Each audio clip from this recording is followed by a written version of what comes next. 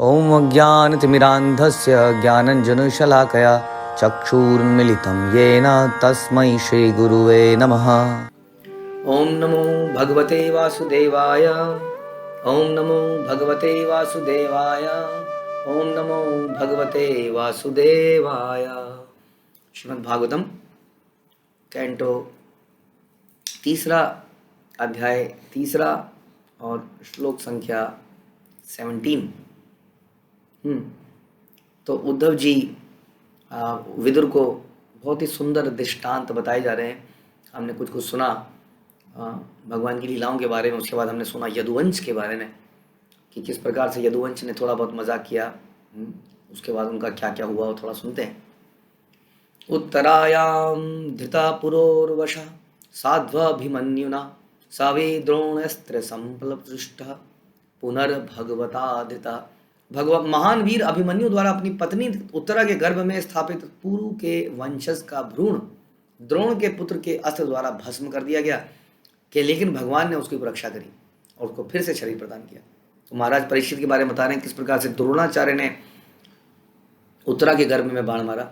तो प्रभुपाद अक्सर बताते हैं कि उस वक्त की जो टेक्नोलॉजी थी इतनी ज़्यादा थी कि एक माँ को पूरे जगह को जलाने की जरूरत नहीं है।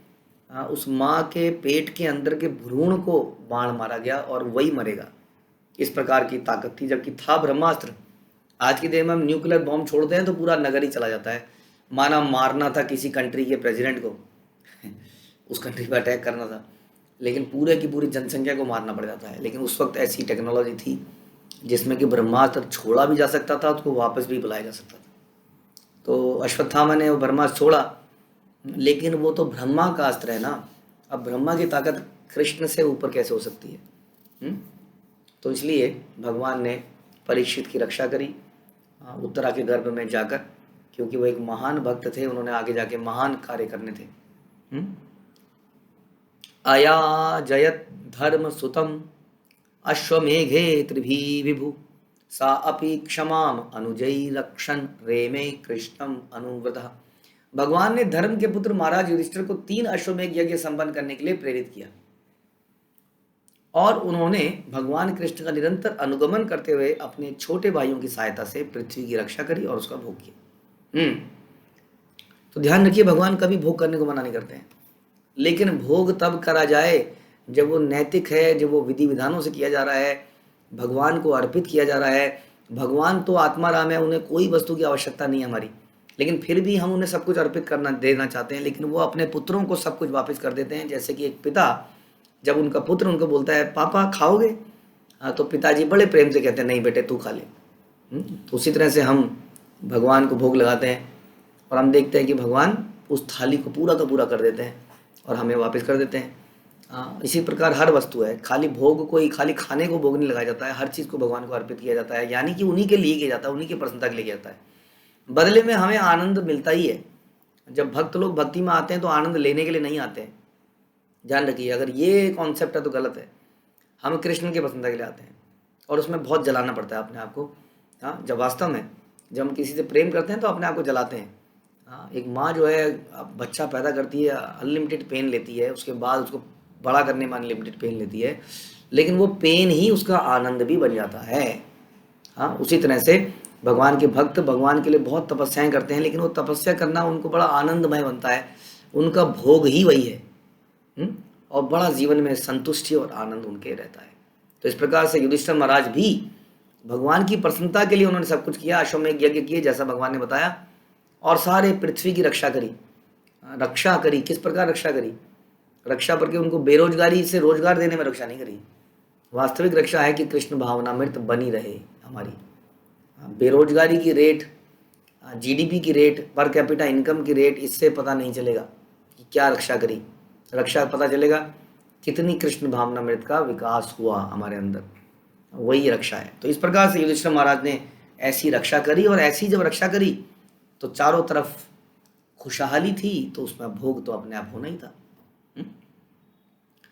उसके बाद भगवान अपि विश्वात्मा लोक वेद पथानुगः कामानिष्कामांसि शैवे द्वार्त्यामसक्तः सांख्यमा स्थितः। उसी के साथ साथ भगवान ने समाज के वैदिक रीति रिवाजों का दृढ़ता से पालन करते हुए द्वारकापुरी में जीवन का भोग किया। अगेन, वैदिक रीति रिवाजों के हिसाब से यदि आप जिए तो आप भोग कर सकते हैं। यही तो समाज के लोगों को पता नहीं चल रहा है कि कृष्णा हमारे दुश्मन नहीं है। वो नहीं, ऐसा नहीं कहते हैं कि बिल्कुल सारे भोग त्याग दो। भगवान भी अपने बच्चों की प्रसन्नता के लिए तो इतने सुंदर सुंदर आम फल बनाते हैं, इतने सुंदर सुंदर सेब हैं, केले हैं, अन्न है, कितनी वस्तुएं भगवान ने बनाई हैं। लेकिन यदि हम उनका सही तरीके से प्रयोग करें तो उनका प्रयोग हम प्रचार करने के लिए, दूसरों को बांटने के लिए, भगवान को अर्पित करने के लिए और फिर खुद खाने के लिए। भगवान के भक्तों के पास कमी नहीं रहती है खाने की, उनका हमेशा पूर्ति करते हैं भगवान। तो इस प्रकार से भगवान गीता में कहते हैं कि जो शारीरिक संबंध पति और पत्नी के बीच में वैदिक नियमों के हिसाब से बनाया जाता है, वो मैं हूँ। तो ये नहीं है कि पति पत्नी के बीच का संबंध अवैध है यदि वो सही तरीके से वैदिक तरीके से करा जाए। तो इस प्रकार से तो भोग बीच बीच में है भक्तों के जीवन में, लेकिन वो नैतिक, वो बड़ा विधि विधानों के अनुसार है, इसलिए वो लीगलाइज्ड है, बिल्कुल लीगलाइज्ड है। जैसे कि किसी का मर्डर कर देना बॉर्डर में लीगलाइज्ड है एक पुलिस वाले या बॉर्डर सिक्योरिटी फोर्स द्वारा, लेकिन सिविल में नॉट लीगलाइज्ड है। उसी तरह से खाना भगवान के लिए बनाया गया, भगवान को अर्पित किया जाए, उसको भोग करना, उसको बाद में प्रसाद पाना लीगलाइज्ड है। ऐसा नहीं है कि हम लोगों को अपनी जीभ के ऊपर एक सेलो टेप चिपका देनी चाहिए, उसके बाद खाना खाना चाहिए, स्वाद ना आ जाए कहीं गलती से, ऐसा कहीं नहीं बताया गया। लेकिन भगवान को देने के बाद भगवान का उच्छिष्ट प्रसाद रूप में, जैसे उद्धव बड़े अच्छे अच्छे कपड़े पहनते थे लेकिन भगवान के उतरे हुए कपड़े पहनते थे, इस प्रकार से तो भगवान के समाज के, भगवान ने द्वारका में सारे रीति रिवाजों का पालन किया, क्योंकि यद यद आचरयति श्रेष्ठा तत्तत एवेतरा जना। भगवान ने सारे रिवाजों का पालन किया। ऐसा बताते हैं कि भगवान अर्ली मॉर्निंग उठ जाते थे, अपनी पत्नियों के साथ सोते सोते जैसे ही सवेरे मुर्गा बाग देता था, भगवान उससे पहले उठ जाते थे और अपने ही नाम के ध्यान में लग जाते थे। तो उन्होंने सारे रीति रिवाजों का पालन किया ताकि आम जनता गुमराह ना हो। खासतौर पर जब भगवान चैतन्य महाप्रभु बन के आए तो चैतन्य महाप्रभु के तो उन्होंने पूरा दिखाया कि एक भक्त को कैसा होना चाहिए, एक भक्त को किस प्रकार से जीना चाहिए। तो भगवान अक्सर ये एग्जाम्पल हमारे सामने सेट करते हैं कि हमें इंसान को कैसा जीना चाहिए, और ऐसे जीते जीते भी भक्त लोग आनंद में रहते हैं। चैतन्य महाप्रभु हमेशा नृत्य करते थे। अब कोई कहेगा देखो जी नाच रहा है, ये तो आनंद भोग रहा है, तो किसने मना किया आपको नाचने को? आप भी नाचिए, भगवान के कीर्तन में नाचिए, रथ यात्रा में नाचिए, कीर्तन में नाचिए, डिस्को में जाके मत नाचिए, बस यही फर्क है। तो इस प्रकार से भगवान ने द्वारका में जीवन बिताया। वे सांख्य दर्शन प्रणाली के द्वारा प्रतिपादित वैराग्य और ज्ञान में स्थित थे। ज्ञान और वैराग्य का सही मतलब, वैराग्य का मतलब किसी वस्तु को त्याग देना नहीं है, बल्कि वस्तु को कृष्ण के लिए यूज करना है। इन सारी चीज़ों में भगवान स्थित थे, क्योंकि भगवान ही इस ज्ञान के स्रोत है। फिर क्या होता है? स्निग्ध स्मित अवलोकेन वाचा पीयूष कल्पया चरित्रेण अनवद्येन श्रीनिकेतन च आत्मना। वे वहां पर लक्ष्मी देवी के निवास अपने दिव्य शरीर में सदा की तरह के अपने सौम्य तथा मधुर मुस्कान युक्त मुख, अपने अमृतमय वचनों तथा अपने निष्कलंक चरित्र से युक्त रह रहे थे। गीता में अर्जुन भगवान को एक जगह बोलता है कि आप परम शुद्ध हैं। यहाँ पे बोला जा रहा है कि भगवान का चरित्र जो है निष्कलंक है। लेकिन हम देखते हैं कि भगवान ने 16,100 रानियाँ करी, कई सारी गोपियों के साथ संबंध बनाए, लेकिन वास्तव में जब हम शास्त्र पढ़ते हैं तो हमें समझ में आता है कि भगवान एक ऐसी चीज़ है, ऐसी वस्तु है, ऐसा चरित्र है। जैसे कि सूर्य किसी मल पे गिरता है तो मल से सूर्य गंदा नहीं हो जाता, जबकि मल को स्वच्छ कर देता है, मूत्र को स्वच्छ कर देता है। उसी तरह भगवान जिस चीज़ का स्पर्श कर लेते हैं उसके अंदर से सारे भौतिक कलमश खत्म हो जाते हैं, काम समाप्त हो जाता है। जिसका एग्जाम्पल है कुब्जा, जो मथुरा में कृष्ण से मिली, कृष्ण के शरीर पे उसने लेप किया और भगवान ने प्रसन्न होकर उसको सुंदर बना दिया। कुब्जा के हृदय में भगवान को भोगने की इच्छा हुई। ऐसा बताते हैं। उन्होंने उसको अपने घर पे बुलाया कृष्ण को। कृष्ण उसके घर में गए और जैसे ही कृष्ण ने उनको छुआ, उनके हृदय से सारी काम वासना समाप्त हो गई। तो इस प्रकार से भगवान के अंदर काम कैसे हो सकता है? क्योंकि वो तो काम के अधिष्ठाता है, वो काम के कंट्रोलर हैं। तो इस प्रकार से भगवान का चरित्र हमेशा निष्कलंक है। ना समझे जाने के कारण कई बार हम उसको ऐसा समझ लेते हैं और उसको एक साधारण मेल और फीमेल के अफेयर की तरह चर्चा करते हैं। इसलिए भगवान का, तो भगवान वहाँ रहते थे।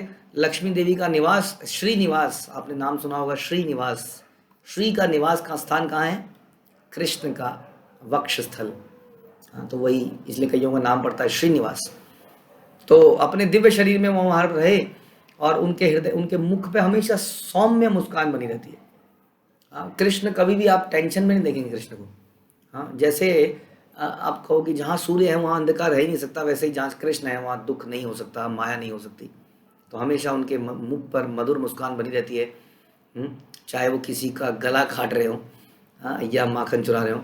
तो अपने अमृतमय वचनों तथा अपने निष्कलंक चरित्र से वो वहाँ पर युक्त होकर रहे। इमं लोकम अमूम च एव रमयन् सुतराम यदुन रेमे क्षण दया दत्त क्षण क्षण सौहृदा।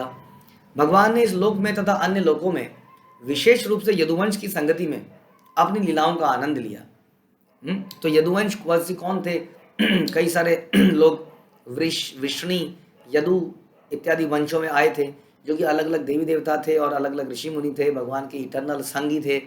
हाँ, तो उनके साथ भगवान ने कई सारी लीलाएं करी, बहुत सारे खेल किए, जो कि हम सुनते हैं बृहद भागवतम में इत्यादि अलग अलग जगहों पर इनका वर्णन आता है, किस प्रकार से भगवान द्वारका में रहे, कैसी वहाँ लीलाएं होती थी। स्वयं जगन्नाथ जी का जो प्राकट्य है वो भी वहीं की लीला का किस प्रकार से हम सुनते हैं कि रोहिणी जी कथा सुना रही थी भगवान की लीलाओं की, सारी गोपियाँ, सारी रानियाँ सुन रही थी, और वहाँ पे कृष्ण, बलराम और सुभद्रा महारानी कान लगाकर दरवाजे के बाहर से कृष्ण की अपनी लीलाओं को सुनते सुनते भाव में आकर जगन्नाथ का रूप ले लेते हैं। तो ऐसी बहुत सारी लीलाएं द्वारका में होती रहती थी। तो रात्रि में विश्राम के समय उन्होंने अपनी पत्नियों के साथ दाम्पत्य प्रेम का, मैत्री का आनंद लिया। तो कृष्ण जो है रेसिप्रोकेट करते हैं अलग अलग भाव में। तो भगवान जब माधुर्य रस में होते हैं तो इस प्रकार का रस वो अपने भक्तों से लेते हैं।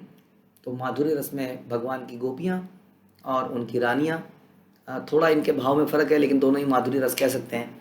हाँ, तो ये रस लिया और साख्य रस लिया दिन में अपने और मित्रों के साथ द्वारका में। तो इस प्रकार से उन्होंने जीवन जिया और अनेक वर्षों तक वो वहाँ पर रहे। तस्य एवं रमणाणस्य संवत्सर गणान बहून गृहमेधेषु योगेषु विराग समजायत। इस तरह भगवान अनेक वर्षों तक गृहस्थ जीवन में लगे रहे, किंतु अंत में नश्वर यौन जीवन से उनकी विरक्ति पूर्णतः प्रकट हुई। तो प्रभुपाद यहाँ पे क्लैरिफाई कर रहे हैं कि भगवान कभी किसी प्रकार के यौन जीवन में लिप्त हो ही नहीं सकते हैं। हाँ, किंतु जगत गुरु के रूप में दूसरों को शिक्षा देने के लिए कि किस प्रकार से गृहस्थ जीवन बिताना चाहिए, वह स्वयं अनेक वर्षों तक गृहस्थ बने रहे, भगवान की पूजा करते रहे और अंत में उसको त्याग भी दिया। तो किस प्रकार से एक गृहस्थ को जीवन जीना चाहिए। गृहस्थ को कभी भी गृह मेदी नहीं बनना चाहिए। गृहस्थ एक आश्रम है, आश्रम जहाँ पर भगवान की पूजा इत्यादि करी जाए। ये सारे के सारे आश्रम ही हैं।